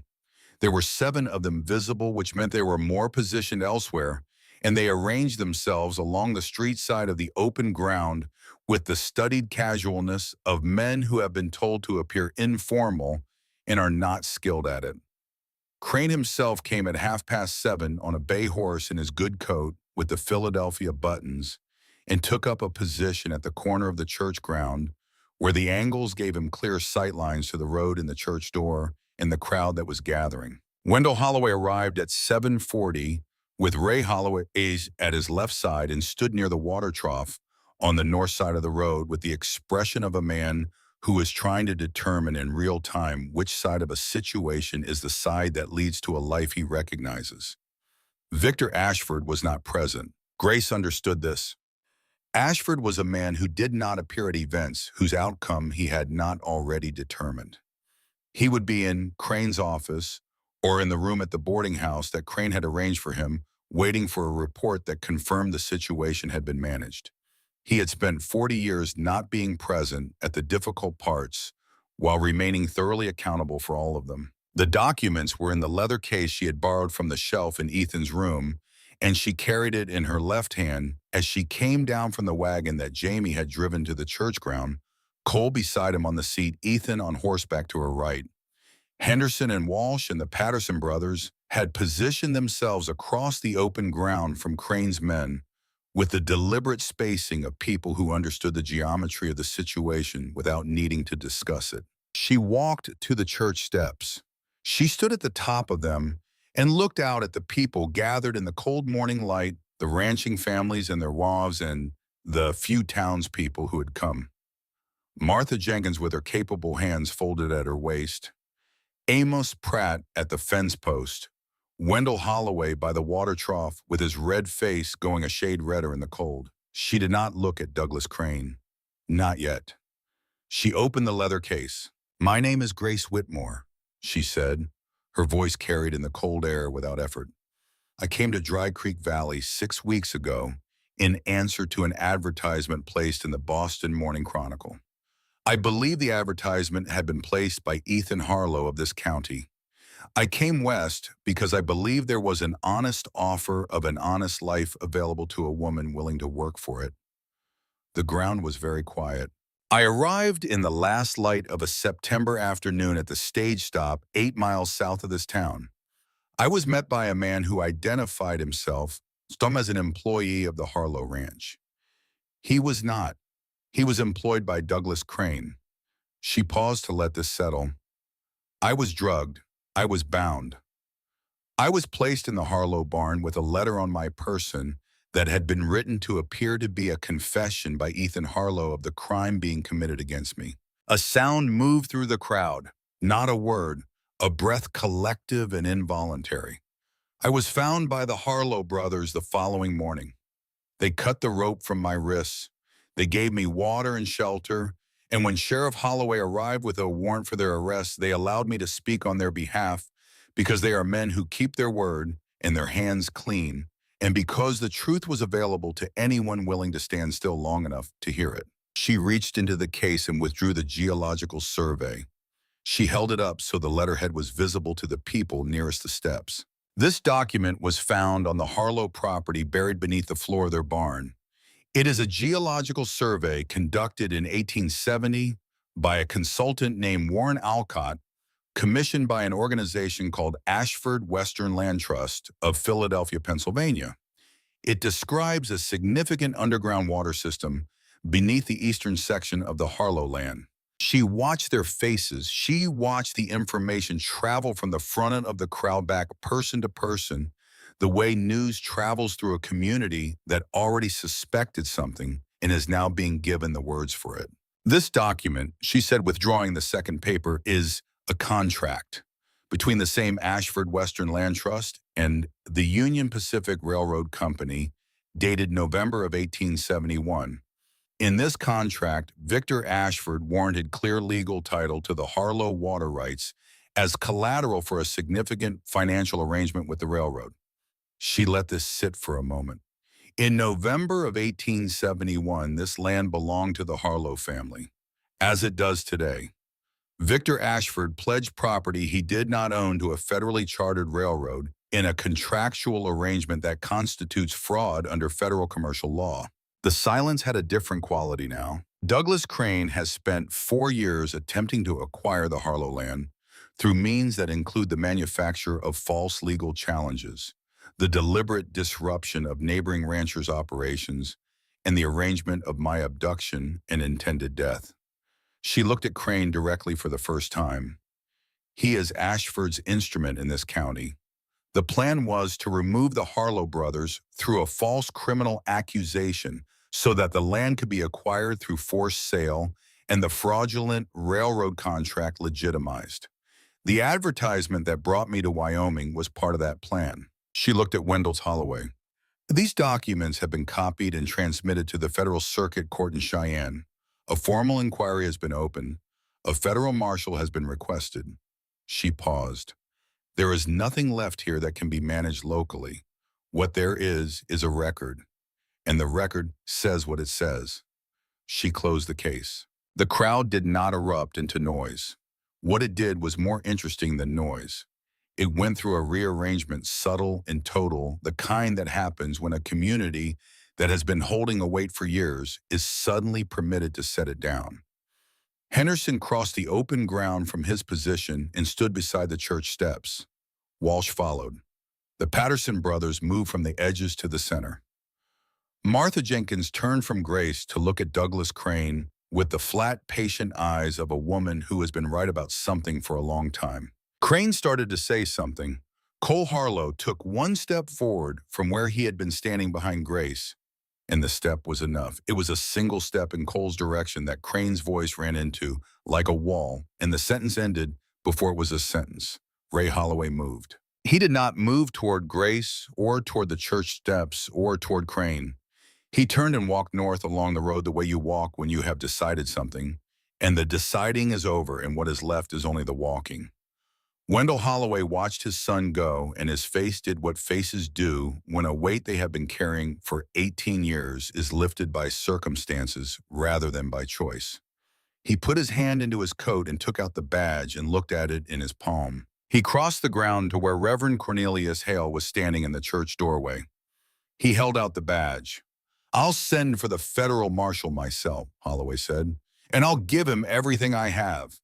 Hale accepted the badge with the expression of a man who is not entirely surprised by anything that happens in the physical world, but maintains as a professional commitment a capacity to register it. Grace was still standing on the church steps when she became aware that the quality of the morning had changed, the specific change that happens when something that has been building pressure for a long time releases it, and the air goes different. She looked at the three brothers positioned around the ground below her. Ethan to her right, Cole, where he had stepped to Jamie at the far edge of the crowd with his hand on the shoulder of a small boy who had pressed against him, and she understood that what she had done here had not ended anything. But it had moved the weight from the people who should never have been asked to carry it. Douglas Crane was not a man who accepted the ending of his arrangements gracefully. She saw this in the moment she came down from the steps when his horse moved and his voice came loud and flat. The voice of a man abandoning the civil pretense. "This is not finished, Harlow. This land will not Crane." Ethan said it from where he stood, and he said it the way a word is said when a man has finished deciding what he is going to do and is past the point of discussion. Not loud, not a threat.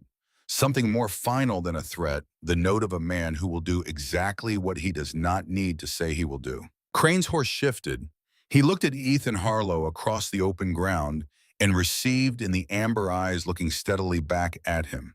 The quality of a man who has survived worse than this and is prepared to survive whatever comes next, and who has enough left to make whatever comes next very costly for anyone who initiates it.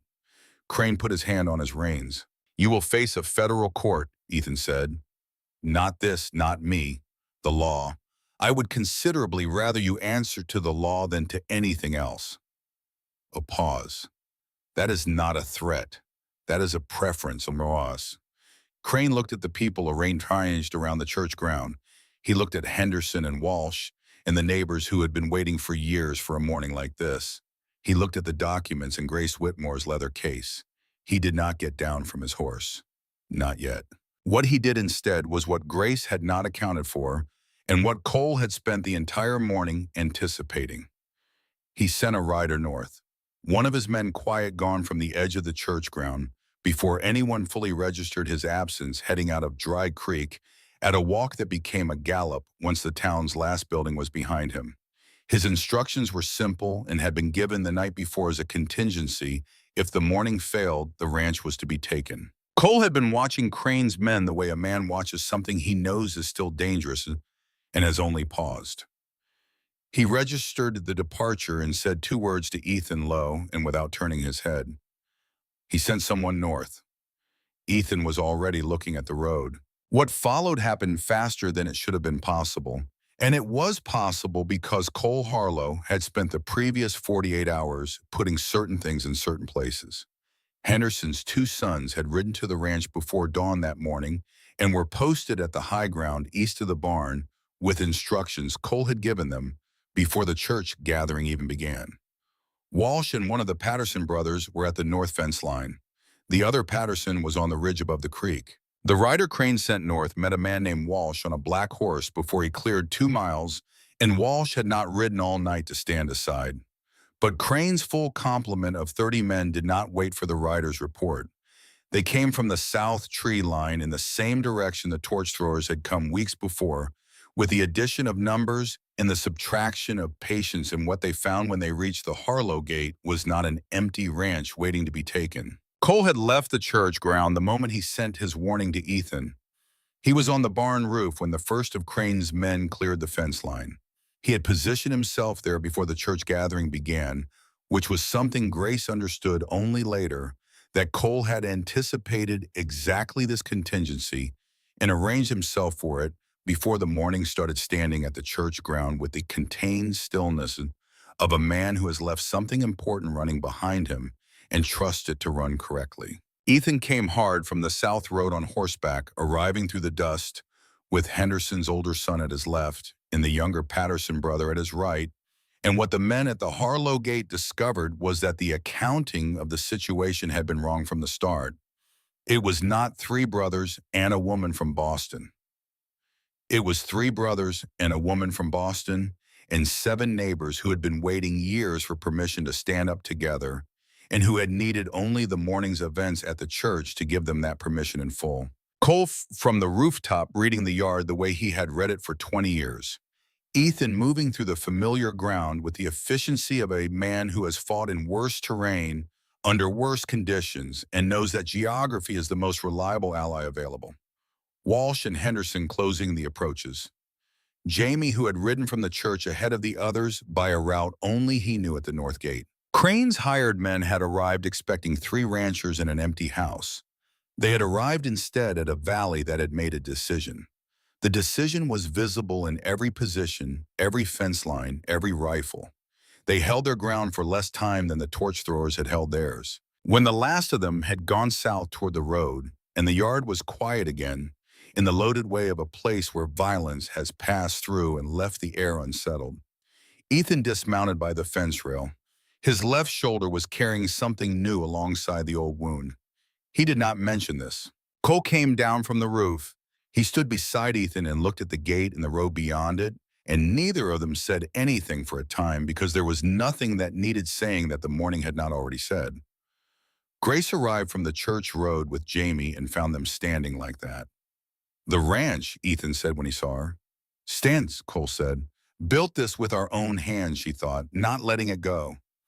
"Yes," she said, "it does." Douglas Crane, facing the combined weight of the public accounting and the failure of his contingency, got down from his horse at the church ground 40 minutes after Grace had closed her leather case. There was no drama in it. There was a man getting off his horse in the cold morning light with the deflated deliberateness of someone who has run the calculation and found the numbers no longer support continuing. Victor Ashford was brought out of the Crane building by the pressure of circumstance, in the presence of 3 men Cole had sent to flank the building's back exit when the morning started.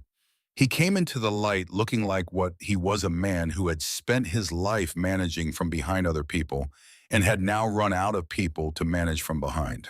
Grace stood at the church steps and watched him cross the ground toward the small assembly that had formed around Wendell Holloway and Reverend Hale, and she thought about the wax seal on the letters in her father's study and the smooth, expensive voice she had heard through a wall at age 19, and the document he had signed in November 1871, pledging what was not his, and she felt something that was not exactly satisfaction, but was what comes after a long effort arrives at its correct conclusion. She looked at the brass button in her coat pocket, the one from the Philadelphia tailor, the one that had landed in the dirt of the Harlow yard during the night of the fire. She set it on the church step. She did not need it anymore. The documents were enough. The documents had always been enough. What had taken time was getting them into a place where they could be seen.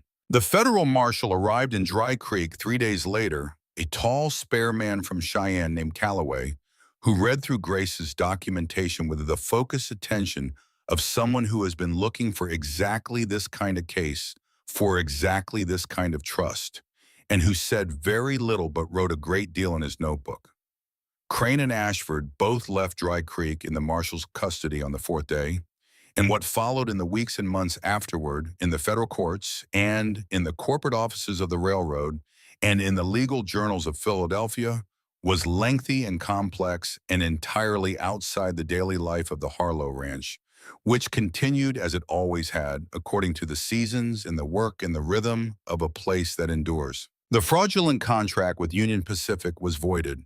The Harlow land title was formally clarified and confirmed by the Federal Circuit. Ashford Western Land Trust was dissolved under investigation, and its principals, Ashford Principal, among them, faced proceedings that would occupy the federal courts well into the following year.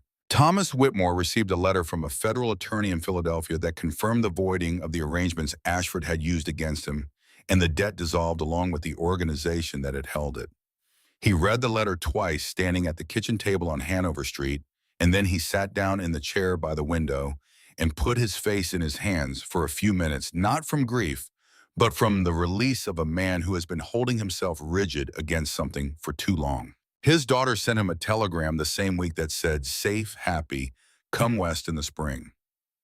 A week after the marshal left Dry Creek, Grace Whitmore sat on the porch of the Harlow cabin in the last of the autumn light and wrote a letter to her father that she had been composing in pieces for several weeks. She told him about the garden she had turned in October and what it would yield in the spring if the winter was kind. She told him about the gray horse that Jamie had brought back from lameness, and that was now the steadiest of the working string.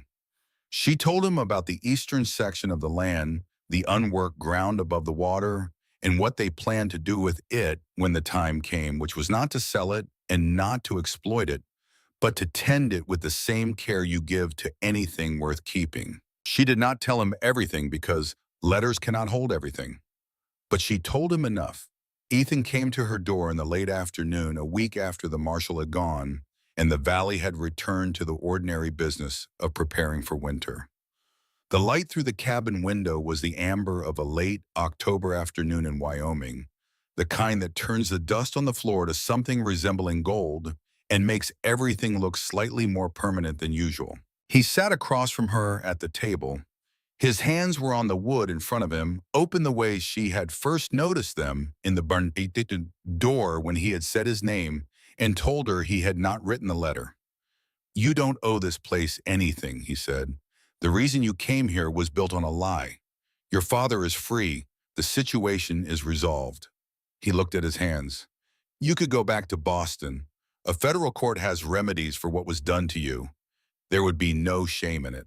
She looked at him. She had been waiting for this conversation not impatiently, but with the awareness that it was coming the way you are aware of weather moving in from the west when you have learned to read the sky. "Ethan," she said. He looked up. "Do you want me to go?" The cabin was very quiet. Outside, the last of the cattle were moving toward the near pasture fence. Cole's voice came from somewhere near the barn, saying something to Jamie that resolved into laughter, which was still a sound that surprised her slightly. Cole's laugh because it was infrequent enough to retain its full weight every time it came. "No," he said. "I don't." She had known this before he said it. She had known it in the way you know things when you have been paying close attention to a person for 6 weeks in the circumstances of shared danger and shared work and shared mornings at a table, which are the circumstances most likely to show you who a person actually is. "Then I will stay," she said, "not because I have nowhere to go, not because of circumstances or contracts or what I came here expecting to find, because I choose to." He looked at her for a long moment. "That is the only reason I would accept," he said. She put her hand on the table between them, palm down, not reaching across, simply placed present, available. He looked at it. Then he put his hand over hers, large and warm, and calloused the hand of a man who builds things and fixes things and tends things, and the weight of it was the most certain thing she had felt since she stepped off the stagecoach into a world she did not know. From the kitchen doorway, Jamie's voice, "Ethan, coffee's on." "Yes," Ethan said, not moving. "Grace," Jamie called. "Please," she said. She heard Jamie tell Cole something too low to make out, and Cole's response, and the sound of the cabin going about its ordinary business around them. The fire, the coffee, the closing of the barn door. the small sounds of a place that has people in it who belong there. Ethan Harlow and Grace Whitmore sat at the table in the amber light and did not speak for a time that was exactly long enough. Reverend Cornelius Hale performed the wedding ceremony 3 weeks later on a Sunday afternoon in the cold November light outside the Dry Creek Church, because the church itself was not large enough for the people who came. They came from all through the valley. Henderson and his family, Walsh and the Pattersons, old McCready from the North End, who had not attended a social occasion in 4 years, and came to this one in a clean shirt that showed the creases of long storage. Martha Jenkins stood in the front and cried without any apology. And when someone asked her afterward why, she said, "Because I always do, and also because someone needed to." And both of these things were entirely true. Amos Pratt stood near the back with his hands in his coat pockets and watched everything with the contained intensity of a boy filing it all away. The names and the details and the quality of the afternoon, because he had already understood at 12 that the things worth remembering were the things worth recording. The ceremony was short in the way that ceremonies are short when the two people standing in front of the minister have already said the essential things to each other in a cabin kitchen with bad lighting and cold coffee going undrunk on the table. And what is left for the ceremony to do is simply to make the essential things official. Ethan stood very still in his good coat and said his words without looking away from her face. And what he said was not the standard form, but his own version of it, compressed and plain, which was the only way he said anything.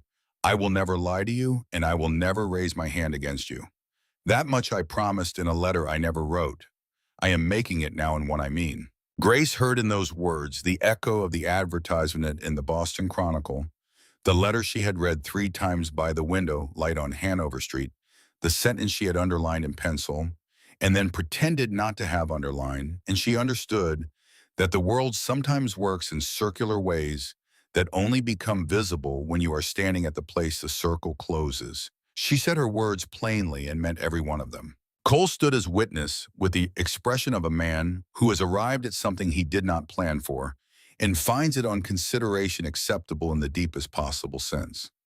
Jamie stood beside him and made no attempt to contain any of what he was feeling, which was considerable and which expressed itself in a broad, uncomplicated happiness that was entirely characteristic of him and entirely right for the afternoon. The valley held the cold light long that November day, the hills going purple and then dark around the edges, while the sky stayed gold at the center, and the people of Dry Creek who had come for this stood in that light and felt the warmth of a community that has been through something and come out of it with its better parts intact. "You're home now," Jamie said to Grace on the walk back from the ceremony, not in the formal tone of a pronouncement, but in the casual tone of a statement of obvious fact that had been true for some time and was simply being said aloud for the first time. She did not answer. She took his arm, and they walked together through the cold afternoon toward the warmth of the cabin where the fire was already going, and it was enough. 25 years is not a long time when you are looking forward toward it. Standing at the beginning of a life and trying to imagine what it will be in 25 years is an exercise in necessary fiction, because the imagination cannot hold what actual living fills in. 25 years is a very long time when you are standing inside it, when it is the medium you move through every day, when the small things accumulate into the texture of a shared existence, and the shared existence becomes something you could not have designed from the outside looking in. Grace Harlow understood this by the time the summer of 1897 came to the valley. The ranch had changed in the ways that things change when they are properly tended, not dramatically, but through the addition of what was needed and the replacement of what wore out and the gradual expansion of what worked. The cabin had been extended twice. The barn had been rebuilt after a fire in the winter of 1879 that had taken the original structure down to the stone foundation, but no further, because Cole had woken at the first smell of smoke and done what Cole did, which was to get ahead of the problem before it could finish becoming one. The kitchen garden had grown from the neglected beds Grace had found in October of 1872 into a walled plot that produced more than the household needed through 3 seasons, and was the source of considerable commerce with the town and no small amount of pride. The eastern section of the land, the ground above the water, remained what it had been. Not sold, not exploited, not pledged to any railroad or trust or investment scheme. Tended, grazed in rotation, rested in seasons, managed with the long view that takes into account not the next year but the next generation. The water stayed clean and the grass stayed good, and the land did what it does when it is respected, which is to give back in proportion to what it receives. Jamie married a school teacher named Sarah Alderton from Laramie. In the spring of 1878, a small, decisive woman with red hair and a conviction about the importance of reading that she and Jamie discovered they shared completely, which was the foundation that everything else in their life together was built on. Their house went up in the summer of that year on the western edge of the ranch property, and the sound of children in it began the following year and continued at regular intervals for the better part of a decade.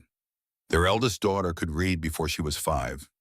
Their youngest son could name every bone in a horse's leg before he was 7, which was Jamie's contribution to the household's educational priorities. Cole married Margaret Aldis, a woman who had come to Wyoming from Ohio with her widowed aunt and had the additional quality of being the only person Cole Harlow had ever met who could outlast him in an argument without raising her voice.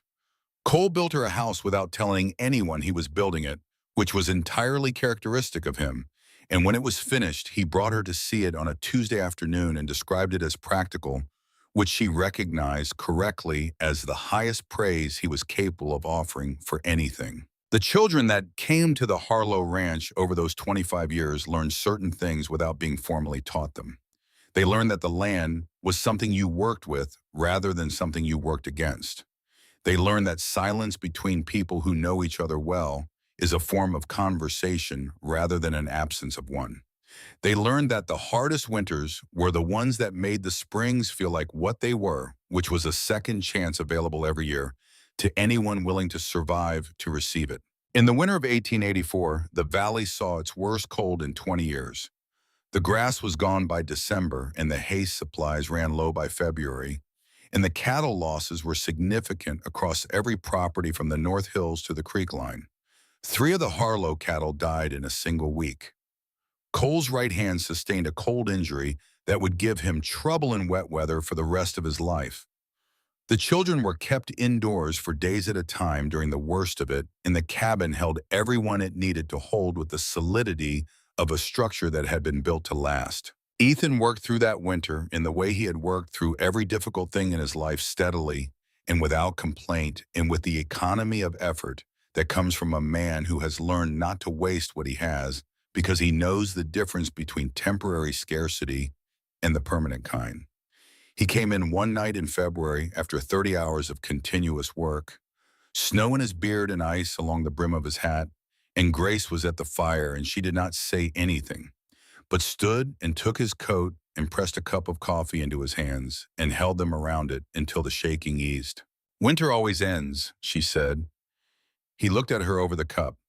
24 years of marriage, and the amber eyes still carried in them the same qualities she had first seen in the barn door, the attentiveness of a person who gives their full presence as a commitment. The lines around them were deeper now, and the temples were silver, and the left shoulder still carried its old ache in the cold. But the eyes were the same. "It does," he said. Thomas Whitmore came west in the spring of 1876, the year after the birth of his grandson Thomas, who had been named for him with the directness that characterized most decisions in the Harlow household. He arrived by rail to Cheyenne and by stage from there, and stood in the yard of the ranch on a May morning with the look of a man trying to take in more than his vision can accommodate all at once. The valley was at its best in May, the hills green from the snowmelt and the creek running full, and the meadows showing the short, bright wildflowers that would be gone again in 6 weeks. It was not Boston in any sense and made no effort to be, and Thomas Whitmore stood in it with the careful face of a man adjusting his understanding of something he thought he knew. Ethan met him in the yard and shook his hand. He was 6 inches taller than Thomas Whitmore and considerably broader and considerably quieter. And what passed between them in that handshake and the brief exchange of words that followed it was the essential communication between two men who both loved the same woman and both understand, without needing to say it, what that means about what they owe each other. Thomas Whitmore stayed for 2 weeks, and in those 2 weeks, he learned to be in a place that was not like anything he had known before, and he went home to Boston with a letter from Grace that he read 3 times on the train east, which was a habit of his daughter's he had apparently inherited. He came back the following spring, and the one after that, and eventually the visits became a matter of course, the way things become a matter of course when they fit correctly into the shape of a life. The summer of 1897 settled into the valley like it belonged there, warm and long-shadowed, the hills holding their green late into July. The expanded cabin caught the morning light through the window that Ethan had added to the east wall in 1885, which Grace had wanted since she first stood in the original cabin and assessed its orientation to the light, and which he had added finally on a spring morning without announcement, moving the framing lumber into position in the way he moved all things with the quiet intention of a man who decides something and then does it. She was sitting at the kitchen table with a cup of coffee going cool beside her when she became aware of the quality of that morning, the warmth and the angle of the light and the sound coming through the open door of 3 children chasing each other through the front yard with the focused urgency of a game that had its own complete logic. One of the voices belonged to Hector Pratt's eldest grandchild, who was the granddaughter of Amos, now 37 years old, and running the telegraph office and half the county's communication infrastructure with the same efficient attention he had brought to sweeping porches at age 12. The other 2 voices belonged to Jamie's youngest grandchildren, who had come for the week from Laramie, where Jamie and Sarah had relocated the year before, when Sarah took a teaching position at the new school. Ethan came in from outside with a length of fence wire in his hand and set it on the porch and came to the kitchen and poured coffee from the pot and stood at the window, the way he had always stood at the window looking out at the valley. He was 57 years old. His hair was mostly silver now, worn the same length it had always been, and the weathering of his face had deepened into something that suited him in the way that certain things suit certain people over time. The left shoulder still carried its old weather.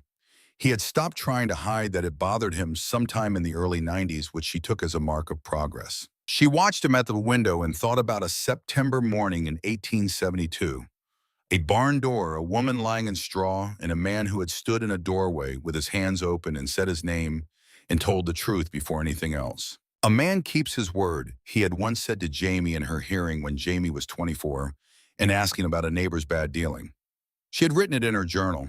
She had come to understand it as the organizing principle of everything he did not state it as a philosophy, but practiced as a way of being. She had tried to practice it herself. She thought she had mostly managed it. One of the children in the yard shrieked with delight at something, and the shriek resolved into laughter and then into a demand that someone come and see what had been found, which was apparently a toad of remarkable size near the garden wall. Ethan turned from the window and looked at her.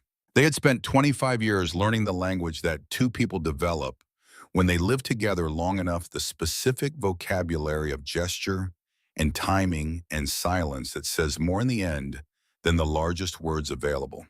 She could read him across a room in the way she could read the sky above the eastern hills by the small signs, the set of his shoulders, the angle at which he held the coffee cup, the presence or absence of that slight forward lean that meant he was about to say something he had been thinking about for a while.